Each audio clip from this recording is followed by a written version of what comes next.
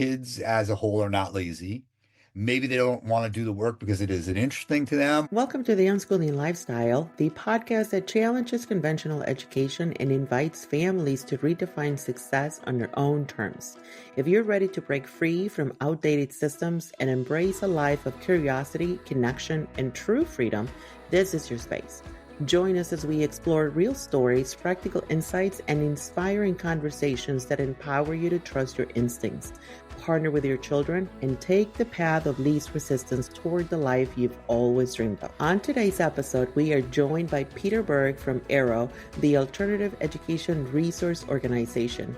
Peter shares his personal journey and Aero's mission to make alternative education more accessible for families and educators who are dedicated to creating welcoming and respectful spaces for children. Hi, everyone. Welcome to the Unschooling Lifestyle. Today, I have Peter Berg with me from the Alternative Education Resource Organization. How are you today, Peter? I'm doing very well. Thanks for having me. Thank you so much. I appreciate you. So let's just get right in. Aero's been a while for quite a long time, actually. I feel like it started in the 80s, right? Yeah. Jerry Mintz, who's the founder, started Aero in 1989. Oh my goodness. But what was his reason to think we need something here for alternative education? Yeah, so if you turn back the clock to 1989, there really weren't a whole lot of organizations out there who were really bringing together alternative ways of thinking about education, alternative practitioners, people out there in the community who wanted to know about just different ways of doing this. And so really that was really the drive behind it, was to create really a network of people and to get these ideas out there, to be a placeholder for these ideas. And like I said, there really weren't many organizations at the time doing that. Okay. So of course now there are more, but then there Yes. weren't that many. You've been with Aero for about 15 years. What was your background before you got to Aero? I was a New York City public school teacher. Okay. And I did that for maybe close to 10 years. Within that, there was a lot of other things I did in education, being an instructor, just different kind of programming type of things. I was a coach before I joined Aero and that kind of thing. I also worked in alternative schools as well, Mm-hmm. and just started to get the feel of like, and even when I was working in New York City public schools, I just had the feeling that there was more. There's Yes. more to this. This is not the Mhm. only way to do this. Actually, turning back the clock even further than that, I happened to meet a man by the name of John Taylor Gatto, and he was a New York City public school teacher. And he actually, way back in my undergrad training, he was friendly with one of the professors in our department. So every once in a while, John would come and talk to us, and I definitely took what he had to say to heart. And I, tried to emulate myself after some of the things that he did. And within that 10-year span in public school, I tried to be what he might say as a responsible subversive, Okay. and trying to do things that really ignited kids' learning and that kind of thing. I think through that time, I just kind of realized that there were other ways to do this, and that a lot of what was happening, unfortunately, in public schools as a whole, I think was sort of antithetical to that. And I think we're bogged down in a lot of regulation and a lot of red tape and a lot of things that were getting in the way of really like kids' love of learning and how do you do this. And How did you come to Aero? What was your first position? I went to the first Aero conference, Okay. and that's was 23 years ago. Um, and I believe that was it wasn't Albany, it was right around there. I can't remember. Anyway, so I went to the first Aero conference, and um, I think just from there, just staying in touch with the organization, Mm-hmm. Jerry and others at the time who were doing it, and just, wanting to be a part of it, and I don't necessarily think that the first time that I went, or even the first couple of conferences, that I thought, oh, I'm going to be doing things for Aero. I never really thought of that. Okay. Um, and I had, like I said, I had other positions, and then I think just throughout time, just becoming more interested, and there was a need, and just kind of a lot of things blossomed together. of course, a lot of things that I did for Aero in the beginning were really volunteer. Throughout that time, just kind of did more and more, and things just evolved. I never really Yeah. thought that I'd be doing it, and so here I am. I came to the alternative education from the parent perspective, right? I wasn't in the school system as far as like as a teacher or as part of a staff, but I've always liked how Aero included both teachers that were trying to change how they were delivering different types of learning, and then how it also included parents to be able to expand an alternative education and just have resources for everyone. How have you guys been able to combine your resources to make it accessible for parents and teachers? I think you hit on really the nail on the head with Aero. Aero is inclusive, right? Aero Hmm. looks at these things from a very big picture standpoint. And really the idea is that people come together around the idea of, do we trust kids to make decisions about their learning? Are we going to be in partnership with them? Are we going to be in collaboration with kids? Um, and I think through that, like what you said, is that that's how we bring teachers, parents, students, school administrators, entrepreneurs, right? People who are starting their own schools. I think that's really the appeal behind it, is because, and what keeps the community together is because it's really about those ideas. And maybe we do it in a different way. Maybe our roles are different. But really that's the idea around, are we going to get together behind that idea that to trust kids to make Mhm. decisions about their learning, to be in collaboration with kids, to really give them autonomy about their education and in their educational path. And that is really, again, the crux of Mhm. what Arrow is about. And again, that could be Montessori, it could be Waldorf, it could be anything. It's really though behind those ideas. We advocate for kids having a lot of autonomy. And so really it's working with these natural processes, this natural process of learning. How do you do that in a way that is about nurturing that rather than working against it? Since you've been in the education landscape for quite a few years, why is it that you think that people, society at large, why don't we trust children with their own learning? Yeah, and that is a really big question. And there's many layers I think we can get into on this. Yeah. So I think there's a few factors. I think one, and developmentally, right? So obviously a 5-year-old is different than a 15-year-old and a Yes. 25-year-old and all of that. So I think there's obviously science behind that. There's our own personal experiences. Yes. So I think there's that piece of it where we see, okay, a 5-year-old maybe they're going to be at a different level, but that doesn't mean they can't make decisions or they can't be guided to make decisions or things like that. They can. And I think the reason why, well, there's other things that go into it. So like we talked about developmentally, I also think humans in some ways are impatient, right? So we Very. don't want to necessarily give kids time to make those decisions. Like, no, we got to get onto this and we got to do this and we got to do this. And I think as we become adults, we evolve, we grow, or however you want to say, and a lot of like what we feel is important dominates the culture, right? And dominates the Yes. conversation and dominates Hmm. that kind of thing. So we're moving along. And especially nowadays, right? We're moving at this rapid pace, taking that time to give kids time to make those decisions and to learn from their decisions and things like that.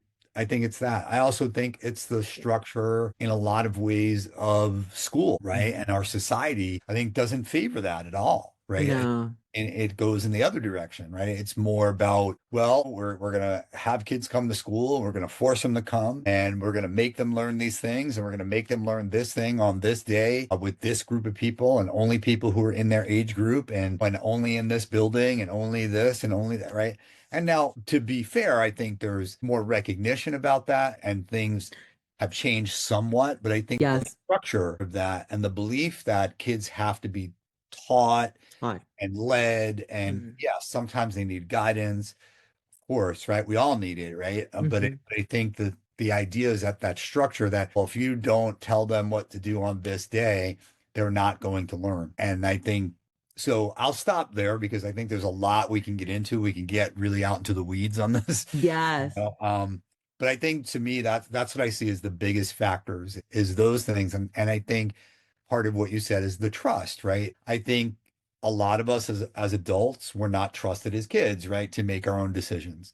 So what do? We fall back into familiar patterns, Mm-hmm. especially Mm-hmm. when things get stressful and we fall back into the things that we know. And I think if we're not conscious of that, if we're not really trying to break away from that, it's just easy to get into that. Yes. I mean, a quick aside that's related is think about how ingrained school is in our culture, Mm-hmm. right? So now, right, we're in March. And so depending on where you are in the world and depending on what kind of school, right? So within 2 to 3 months, the school year is going to be ending. Now, I understand there are year-round schools, but there's usually a marker, right? It's something that Mm-hmm. ends school and goes on to the next thing the next year. There's going to be so much activity around that, right, in the next few months, whether it's prom, graduation, whatever, in whatever fashion that happens, whatever sort of rites of passage, whatever, there's going to be so much activity, right? Not to mention financial, right, Mm-hmm. transactions Yes. happening because of that. Now, fast forward a couple of months until, say, August, September, and it's all back to school this and back to school that, right? Back to Mm-hmm. school sales, back to school, right? Even myself as an entrepreneur and freelancer on certain things, I'll say, oh, back to school special, right? Things like that. So it's so ingrained, in our culture. And I think in some sense, like school, you go to get taught and you go to this. Mm-hmm. I think there's the not that kids aren't trusted necessarily to be people, but they're not trusted in that, well, they're just kids. How could they Mm-hmm. know? And so there's again, there's a lot more to that, but I think, Definitely.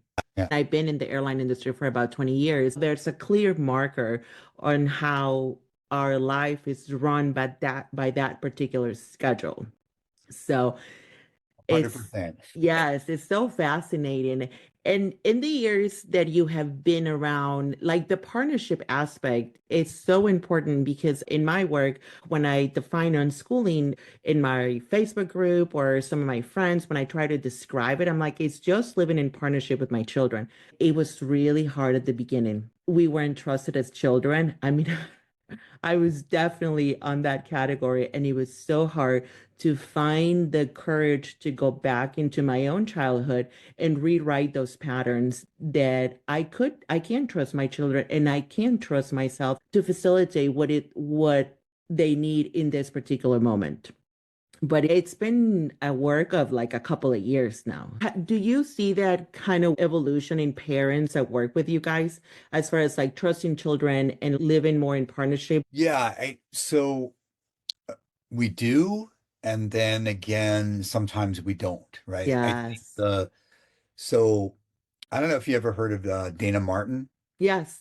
Okay, yeah. So I know her pretty well. She's spoken at Aero, the Aero conference a few times in her books and her writing. She talks a lot about what you just said. And there's a lot of people in our network who parent in an unschooling way. And then I think we have parents who don't do that, right? Who or maybe like are on a A different different journey. layer of the spectrum there, so Yeah. to speak, right? And I think though the more people unschool, the more they see the value, right? And the Hmm. more it sort of spills over into the family dynamic. And I think Yes. it's again, it's not necessarily the same like, okay, if you're unschooling, you can just pluck that and put that into your family dynamic.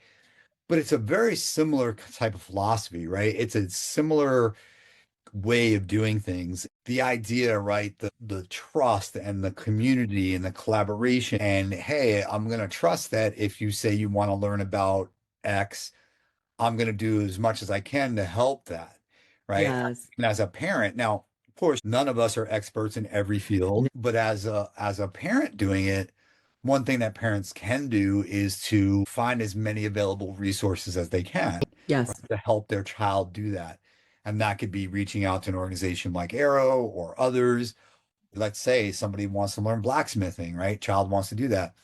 Do you know somebody in the area? Or can you communicate with community organizations that might be able to hook you up with somebody? Yes. So I think there's that. I think what we find too when we consult with parents is that if they're thinking about it, one of the some apprehension that they have is that, well, I'm not an expert in everything, right? I Hmm. don't know. I don't know how to do this. And what we say is, well, you don't have to be, Yeah. right?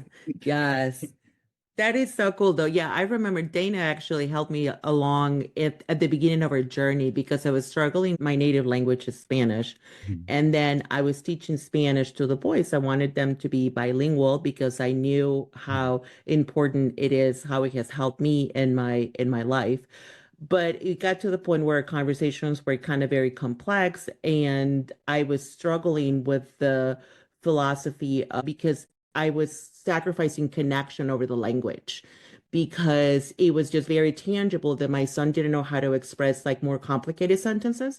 And I was sacrificing that connection. And Dana listened to me and she's like, well, does he want to learn Spanish? And I'm like, what do you mean? Well, of course he does. And it really dawned on me that I never really gave him a choice to express like, yes, I do want to continue with this or not. And then at that point we pivoted, but it was just more about making sure that he has a good connection with the culture. It seems so simple in a way, but Hmm.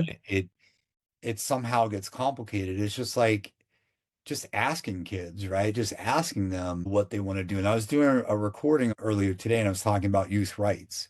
Mm. And part of what I was talking about is how all of these decisions are being made about education, right? All of these discussions are happening, but they're happening around kids, not with them. To me, it's like having a restaurant and never asking the people that come in, how's the food? Do you like the food? Do you like what's happening? Right? What would you like to see? I mean, you can't even buy a pencil nowadays without getting a survey after that. How was your experience? Right? And then they want you to rate their products and they want you to, so to me, it's very, very similar. And now I'm not trying to equate learning with buying things and it's a business model, but it's a similar idea in the sense that Yes.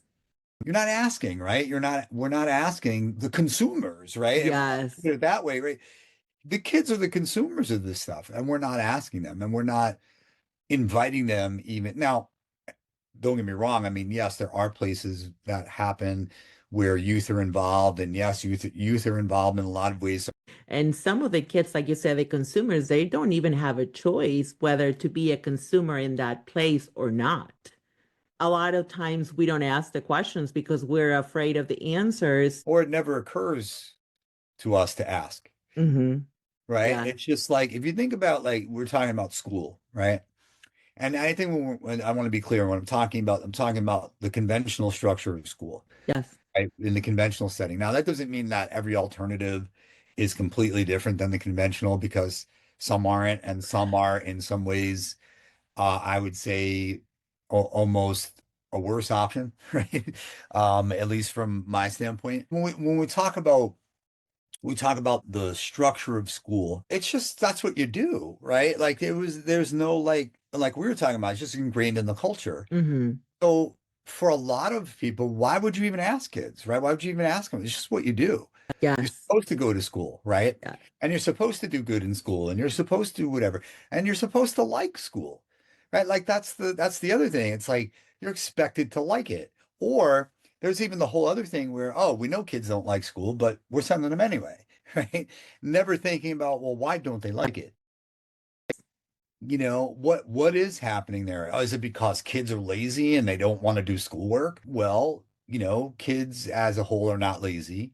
Maybe they don't want to do the work because it isn't interesting to them or they don't Hmm. understand like what does this have to do with anything?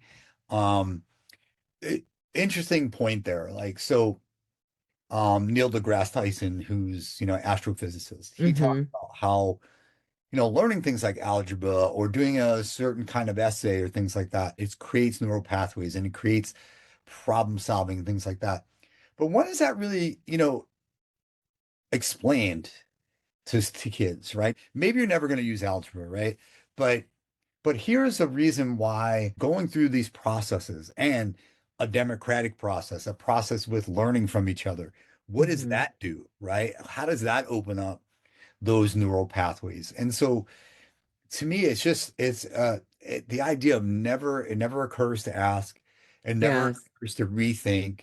Now, again, I'm not saying that isn't happening because there are places, and there are people who are doing that, Hmm. really are rethinking this. Like, what are we even doing here? When I read Raising Free People by Akila Richards, it was Yeah. really her term of mad question asking that really kind of got me started into questioning everything. Like you said, I just knew that my son was supposed to go to school and I wanted to find the best school possible. Mhm. I was a definition of a tiger mom. I was looking for a school when he was 10 months old. And the lady looked at me like I was crazy. And I'm like, we have to find the best place.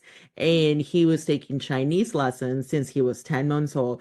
For what? I don't know. I still ask myself, why did you do that? But that's where we were. Mhm. And I never thought to second guess, is this right? Is this what we need to be doing though? So I am so grateful for Aero's resources, which actually helped me quite a bit at the beginning of my journey to find my way into different authors and different people. And Mhm. as we go into the conference, which will be happening in June, Yeah. what is the theme that you guys are working with this year? Yeah. So I'm glad you brought that up. So yeah, June 27th to 29th, in Manchester, New Hampshire this year. And the theme is why we need freedom and democracy in education now. Yes. And we just feel like this is a really pivotal time, pivotal moment, not just here in the United States, but in the world. But to explain that a little bit more is like when we talk about education freedom, there's a lot of things that we were talking about here today. Freedom is really like, do you have your freedom to choose, right? Free to really choose on how you spend your time, how you spend your time learning, and are there options out there in order to make that happen? When we talk about education freedom, freedom in education, that's kind of the idea, right? Is like, do students and families, do they have choices? Are they free to choose? And is it not encumbered by finances? As we know, there are many great private schools out there, but if you can't afford to go, you can't Yeah. afford to go. Now, that doesn't mean some don't have scholarships and sliding scale tuitions and all that. I'm not saying they don't do that. I'm not saying they don't try. They do. Those do exist. But again, that doesn't mean that there's enough to go around, sort of in that way. When we talk about democracy in education, we're talking really about a democratic process. Are kids involved in making decisions, right? Hmm. Is there a process coming together with, whoever that is? And you talked about families, right? In a lot of ways, right? A family is a democratic unit, right? I mean, you could do a lot of democratic process there. Yes. If we even go back, right, to back far in human history when we had small hunter-gatherer bands, Yes. there's a lot of, right? I know it doesn't mean that wasn't like maybe there was a person in charge, so to speak, but there was a lot of, decisions that they made together. Yes.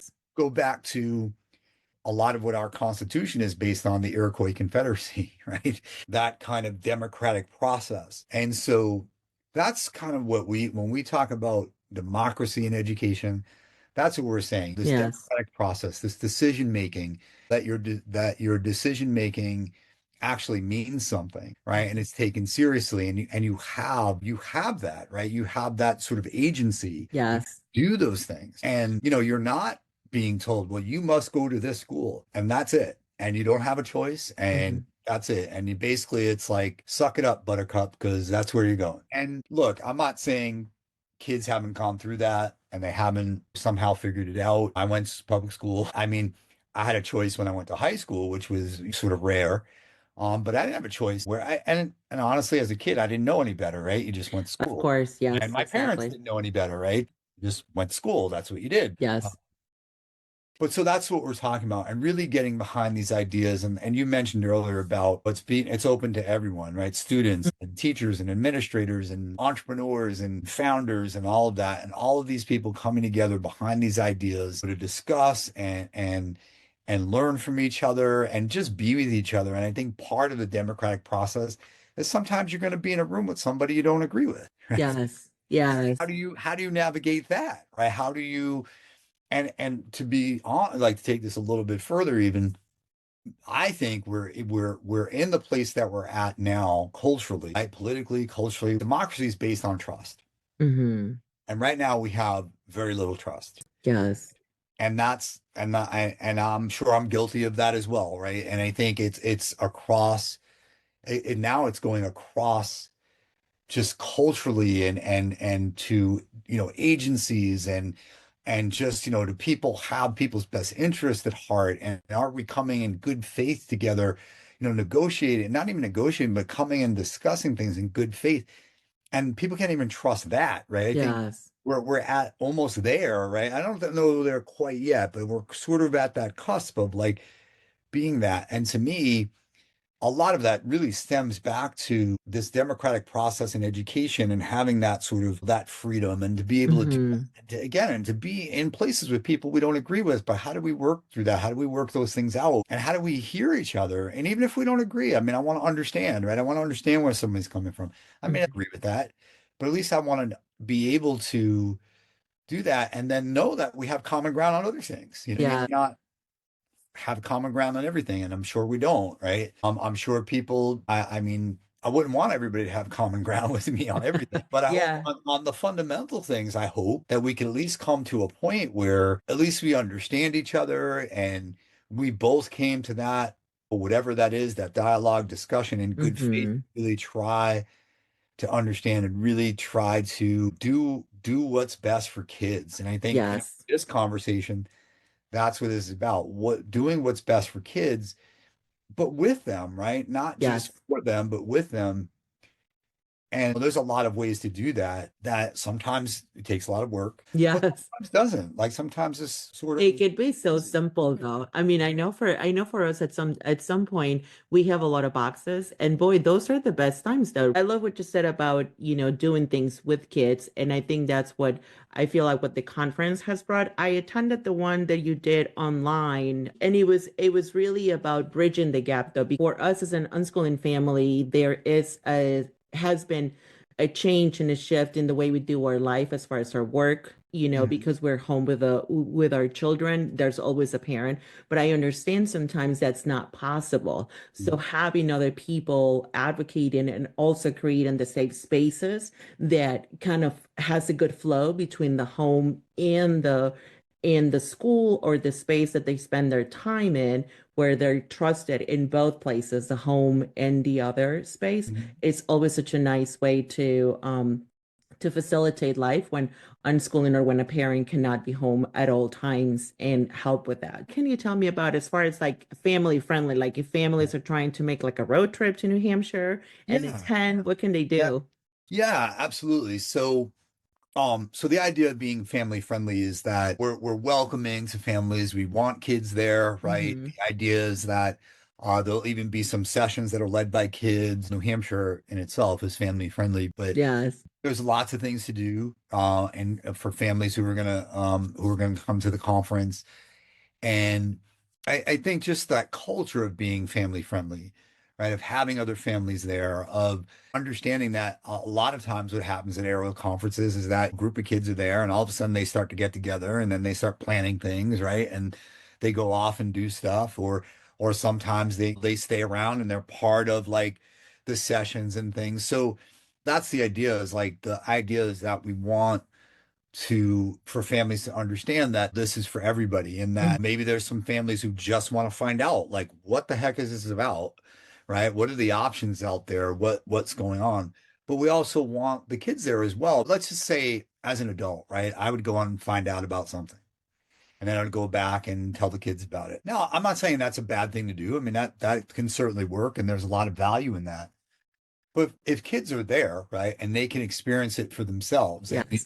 doing that in real time, so to speak, it's just a different experience, right? It's just Hmm. something that I think they can see and they can get. But again, the idea is also they get together with other kids, right? Hmm. And they're talking with other kids and they're doing things with other kids.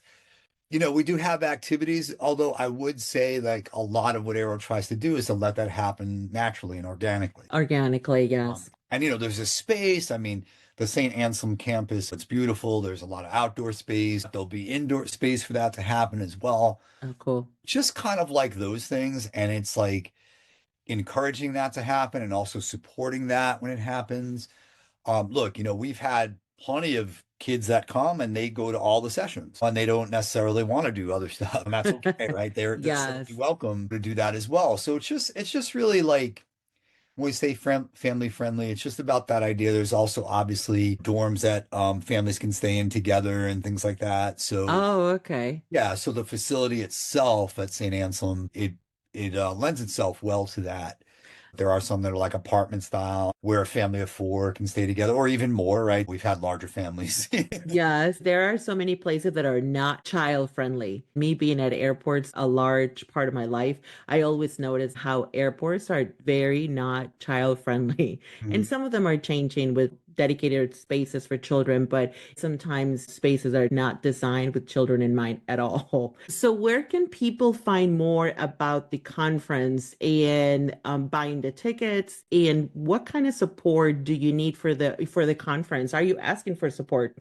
Yeah. I So first, if people just go to it's aeroconference.org, and all the information is up there. We're still putting together the schedule and getting speakers put in and all of that, the individual speakers and things like that. But the sort of the framework is there. Um, Yes. they could always get in touch with us. Right on that website, there's a contact us piece, but they could also email me directly at peter at educationrevolution.org. So in terms of support, it's really helping to get the word out, spreading the word to people. A lot of times what we do is when people arrive and if we need help, we'll say, hey, anybody want to help with X? And we do that. We've been doing this a while, so we have things pretty well set, but there's always things that pop up. Yes. There's always things that happen, and it's interesting when I just said pop up. We also have what we call pop-up sessions, right, during the conference. So those usually happen during like the break times. Not Okay. that they can't happen other times, but we just try to ask people like, hey, there's schedule sessions and maybe not do it during that time. But of course, if they do, it's not like we go around saying, no, you can't do that, right? Okay. We want those things to happen, right? We want those spontaneous conversations and that's really the backbone of Aero, right? The networking, those spontaneous Yes. that happen. Um, but again, yeah, so really it's the support of getting the word out. If anybody out there wants to be a sponsor of the conference, we have sponsorship levels available as well. We have vendor space if people are looking to be a vendor. We don't have a ton of space, Okay. but we do still have some spaces available. So again, that's all up on the website. Also, contacting me directly again if there's questions. We do like to work with people. We know, finances sometimes or Yes. sometimes are a barrier. So if that's the case, again, reach out to me. And we can discuss that and see how we can figure things out. Really, what I would say is, this is our first time actually in New Hampshire. Even though we've been doing this for 23 years. Well, this will be our 23rd year. And there's so many awesome things happening in New Hampshire, Yeah. wise. I think just from a alternative perspective, but even in terms of the public school, just some of the programs that they have, like Learn Everywhere Yes. and Work to Learn and all of that really is helping, the public school be innovative. And we do have a couple of keynote speakers that we have. We have some that we're just confirming with, so we don't really announce until we know, until Until we're you like know. 100% confirmed. Yes, I Well, get I it. could probably say, yeah, they're going to do it, but we just make double sure. For Um, sure. we, but the two that we are 100% confirmed, Peter Gray, researcher Yes. on play, how play really ignites learning or learning to play, or however you want to say it. Mm-hmm. And then another gentleman by the name of Pat Ferenga, Pat who Ferenga. Mm-hmm. homeschool advocate, really almost like a direct disciple of John Holt, was really, you would say, really the person who was one of the original homeschooling advocates. Every time I learn about something, I take it all the way back to its roots Hmm. because that's just the way I like to learn. So I read a lot about John Holt and Pat Ferenga's book. Actually, it's somewhere back here in our bookshelf too. Yeah, I'm sure I have Pat's back here. Yes, for sure. I love that. You see the shift in the alternative education movement. And one of the things that I see as well in the homeschooling environment, unschooling as well, is a lot of people are making a shift. Like it's just rapid. It's like people are making decisions rapidly about trying to find a different way of living life, of learning. What would you say to parents, and even educators? Because I have a friend in New Mexico who was a public school teacher, and during the pandemic, she pivoted and opened her own unschooling center. What would you say to those individuals that are really at the verge of making this transition into a whole different way of life?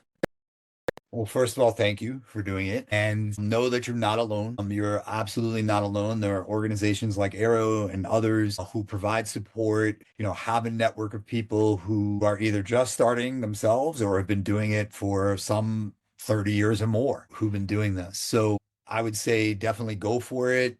Understand that there's going to be a learning curve. There's going to be a lot of things that, come down the road that maybe you're not anticipating, and that's okay. Stay the course. And I would say the other thing to think about is sustainability. One of the things that we talk to people about are, do you have a 5-year, 3-year plan, 5-year plan? Honestly, there are some schools that we've worked with that are like, I'm just doing this until my kids graduate. Ah, And maybe someone else is going to take it over, maybe not, but that's our plan right now. We're going to do this until they are able to go on to other things or whatever that looks like. yeah, Which is fine. That's okay. That fulfills a niche and that fills a need. But if people are looking beyond that, we to talk about to really spend some time thinking about that. And again, sustainability is not just about financial sustainability, although of course that's important, yeah, right? that's That's important for important. sure. That's an Hmm. important thing. And you have to look at it somewhat like a business, right? You have to look at it like, well, look, we need to pay the rent, right? And Hmm. people who work for us need to pay their rent. So how do we do that? And what does that look like? And what's the structure going to be? And I can tell you that there's stories of people that we worked with who were going into their 401ks, right, to pay to keep the thing running. And I mean, that's a personal decision. I would Yes, say don't do that or do it, but is that sustainable, right? Is that something that you can continue to do for multiple years? Maybe yes, maybe no, but also is that a sustainable model? Now, hmm, sustainability again isn't just about financial. It's also about, are you providing something that is actually an option, right? Is a true choice, an option. And also, like where I went back to earlier, are you responding to the needs of the kids, the right? The people kids, that are yes. coming. Now, that doesn't mean change your whole entire philosophy. Like to use the restaurant analogy, right? If you opened up as a Italian restaurant, doesn't mean you're all of a sudden gonna become a Chinese restaurant because some people said, "Oh, I like Chinese food," right? Maybe there'll Yes, be another, right, a Chinese restaurant that'll open and that'll serve that.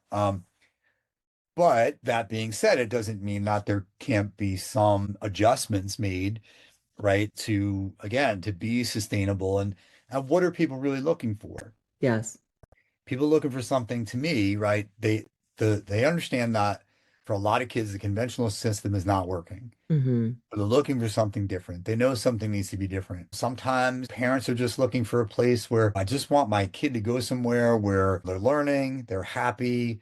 I'm not worried about all these Yeah, other things that are coming down the road. I'm not worried about which book they're banning this week and things like that, right? And they want to be involved too, right? Parents want to be involved. They want to know what's yes, happening. They want to be informed. They want to be part of a community, right? totally. Um, so again, so when we think about sustainability, it's about those things as well. But really, the number one thing, you're not alone. There's a lot of support out there. There's a lot of people who need it, who want it, who need it. Yes, You definitely always is have need. you always have Aero, as support as well. Oh, I love that. Thank you so much, Peter. This was a fantastic conversation. We will have all of the links to the conference in the show notes once the podcast episode comes out. It'll be available on YouTube as a video version as well. And thank you. Hopefully, we'll see a lot of you in June and we'll get together and redefine how we see learning and living as we move forward in this beautiful times, but also very chaotic times. So we just need to stick together. So thank you so much, Peter. And for everyone out there, please remember that your time is precious. I hope you're making it count. Thank you. Thank you so much. Take care. Thanks for joining us on the Unschooling Lifestyle Podcast. I hope you enjoyed this conversation with Peter Berg and gained valuable insights into alternative education. If you're inspired to dive deeper, we invite you to Aero's upcoming conference in New Hampshire this June. It's a fantastic opportunity to connect with like-minded educators, parents, and advocates who are reimagining education. To learn more and register, visit aeroconference.org. And if you enjoyed this episode, don't forget to subscribe, share, and leave a review. Until then, please remember that your time is precious. I hope you're making it count. Take care.